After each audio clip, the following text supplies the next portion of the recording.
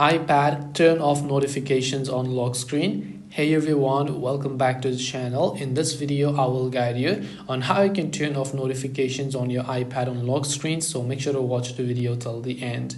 In order to basically turn off notifications on iPad on your lock screen, all you have to do is open the settings application, then on the left hand side go to notifications. Then on the right hand side you'll find the option called show previews. Tap on show previews and here you can see three options: always, when unlocked, and never. Now since we want to only turn off notifications when we are on lock screen, but when we open the iPad or unlock it we want there to be the notifications, so in this case we will just select the option called when unlocked, because when you set this to always you will see the notifications from lock screen. When you set this to never, you will not see the notifications on both your lock screen and your home screen, but when you set this to when unlocked, whenever you unlock your phone only, you will be able to see all sort of notifications that you have.